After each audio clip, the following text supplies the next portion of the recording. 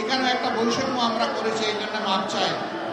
অথচ এখনকার স্লোগান হচ্ছে বৈষম্য মুক্ত সমাজ চাই। বৈষম্যটা হলো আমরা স্টেজের উপরে বসা আছি, হোক একটা ট্রাকের উপরে, অসুবিধা নাই, আমরা একটু উঁচুতে, আপনারা সমতলে। আচ্ছা, এটাও মানলাম, হয়তো একে অন্যকে দেখার সুবিধায় এই অ্যারেঞ্জমেন্ট করা হয়েছে, কিন্তু আপনাদের মুখটা সূর্যের দিকে আর আমাদের মুখটা ছায়ার দিকে। কষ্টটা আপনাদের বেশি হচ্ছে, দীর্ঘক্ষণ ধরে আপনারা বসে আছেন। এখানে হয়তো বা আয়োজকদের এর বাইরে কিছু করার ছিল না।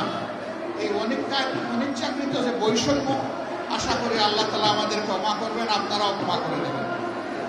শ্রমিকদের প্রতি আমার একটু ভালোবাসার অন্যরকম অনুভূতি আছে। আমি বিশ্বাস করি, অন্তর থেকে বিশ্বাস করি, শ্রমিকরা রক্ত পানি করা, ঘাম জড়িয়ে যে অর্থ জোগাড় করে, এটা হালাল। সুতরাং তাদের গায়ের ঘামটা আমার কাছে আতরের মতো। আমি যখন কোথাও কোনো শ্রমিকের সংস্পর্শে যাই, কেউ কেউ তাদেরকে হাত মিলানো থেকে বিরত রাখতে চায়, আমি টান দিয়ে বলি, আসো ভাই, তোমার সাথে একটু বুক মিলাই, কারণ তোমার বুকের ঘামটা আমার জন্য আতর, সুগন্ধি, সৌভাগ্যের কারণ, তোমার রুচি হালাল।